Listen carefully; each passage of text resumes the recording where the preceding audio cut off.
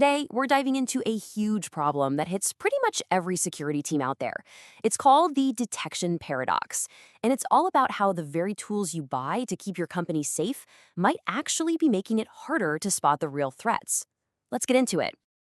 Okay, to really get what we're talking about, you have to appreciate the sheer scale of the problem.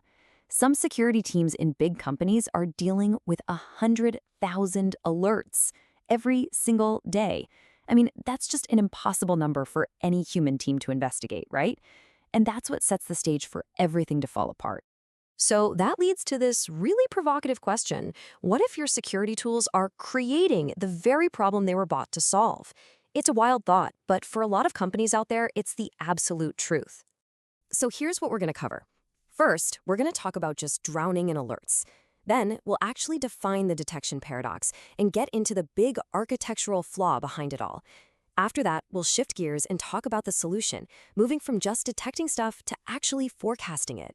And finally, we'll show you how you can get started on this, like, today. All right, so let's paint a picture. Imagine you're in a typical security operations center, a SOC. Your whole job really is to find that one tiny needle, the real threat, in a gigantic haystack of digital noise. The problem? That haystack is getting bigger and bigger, like exponentially. So what actually happens when you're facing 100,000 alerts? Well, you obviously can't look at all of them. So you're forced to triage by volume, right? You just go after the criticals and highs that the tools spit out. And this, of course, leads to analyst fatigue, total burnout, and this really interesting thing called pattern blindness. That's where your team starts to subconsciously ignore whole categories of alerts just because, hey, they're usually false positives anyway. And that, right there, is how the really bad stuff slips through the cracks. Okay, so this whole situation leads us right to the main event, the detection paradox. And what it is this built-in dilemma that forces security teams into this impossible no-win choice. The definition is actually pretty simple. It's that feeling of having way too many alerts, but at the same time having way too little real, actionable intelligence. But here's the key takeaway, the part that's so important to get. This is an architectural limitation. That means you can't just tune your way out of this. That's like putting a Band-Aid on a broken bone. You're just treating a symptom, not the actual disease. Fiddling with your settings isn't going to fix the root problem. So this paradox creates this vicious cycle with two main failure modes. First, you've got the noise trap. This is where you crank up the sensitivity on your tools to catch everything. What happens? You get buried alive in alerts. Your team gets fatigued and threats get missed in all that noise. So naturally, you try to fix that. You turn the sensitivity down. But boom, now you're in the blindness trap. You've got fewer alerts, sure, but now you're completely blind to those sneaky, slow-moving attacks or weird insider threats that don't fit into your neat little rules. It's a perfect trap. Trying to solve one problem just makes the other one worse. So you might be thinking, okay, why don't we just build better tools? Well, the problem isn't one specific tool or vendor. It's a fundamental design flaw that pretty much all of them share. And here it is, the root of the problem. Pretty much your whole security stack, your SIEM, your DLP, you name it, is built to be event-centric. That means it's designed to look at one single action at one point in time completely by itself. And that design, by its very nature, has some massive, unavoidable limitations. In fact, there are 5 big limitations that are just baked right into this event-centric way of doing things. See, your tools are stuck looking at a single point in time. They can only find bad stuff they've been pre-programmed to look for. They look at every event in a vacuum with zero context. They spit out a simple, yes, it's bad, or no, it's fine answer. And they're always looking in the rearview mirror at stuff that's already happened. With all that, there's just no way for them to see the bigger picture, or more importantly, to see where things are headed. But wait, there's more. Beyond the noise trap and the blindness trap, there's this third, kind of hidden failure mode that's just as dangerous. It's called SIEM failure. And this is a perfect way to understand it. Okay, think about this scenario. An employee puts in their 2 weeks' notice to go work for a competitor. That info, it's sitting in the HR system. A few days later, they start downloading a bunch of weird files. That signal, it's in your access logs. Then they badge into the office at 11 p.m. on a Saturday.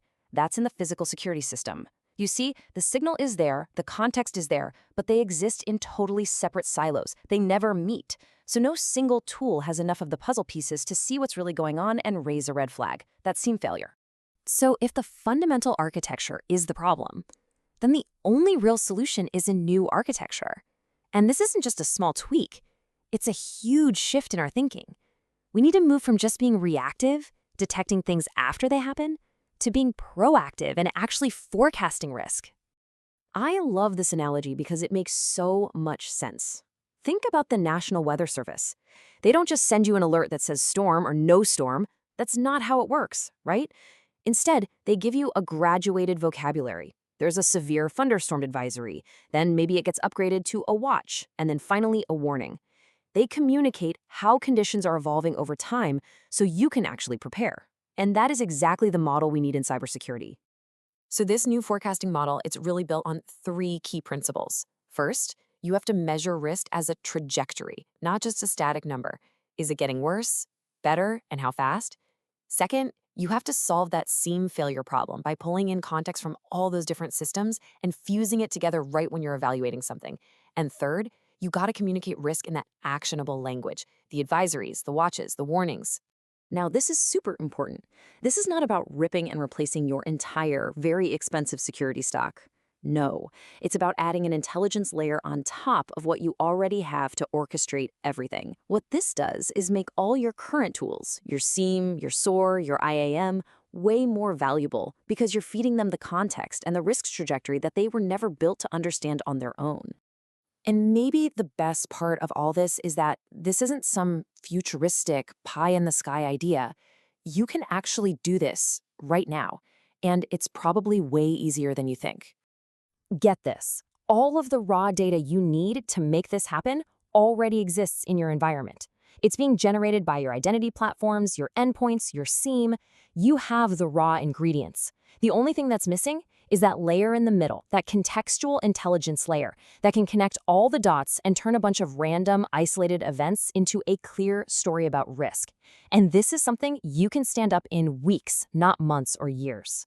You know, this whole paradox isn't some abstract theory. It has a real impact on real people on your team. The CISO, for example, is constantly stuck in that strategic battle between wanting better coverage, which means buying more tools, and having to manage the budget and capacity of the team. And all that pressure just rolls downhill, right onto the SOC team, who are the ones living in that noisy, soul-crushing reality every single day. Okay, so let's make this really concrete for you. I want you to ask yourself a few questions about your own environment. Here's the first one. Can your tools right now tell you if a particular risk is getting better or worse and how fast it's changing? I'm not talking about a static risk score. I mean the actual trajectory. Okay, question number 2. Let's talk about context. When an alert fires, does your system automatically know that person's job title, what their coworkers are doing, their case history, or maybe that they were just put on a performance improvement plan? Or does an analyst have to drop everything and go on a scavenger hunt across 10 different systems to figure all that out? And the last question, question 3. How do you communicate risk to your leadership? Are you just showing them charts with thousands of alerts, which, let's be honest, doesn't mean much to them? Or are you able to talk in those graduated terms to give them an advisory on a developing situation or a warning on a critical risk? So look, if you answered no to any one of those questions, then I've got news for you. The detection paradox is alive and well inside your organization right now. But the good news is you can solve it. The answer is to make that architectural shift, to move away from just detecting events and start proactively forecasting risk. It's a change that's going to make your team way more effective, it's going to make all your tools more valuable, and at the end of the day, it'll make your whole company a lot more secure. Thanks for watching.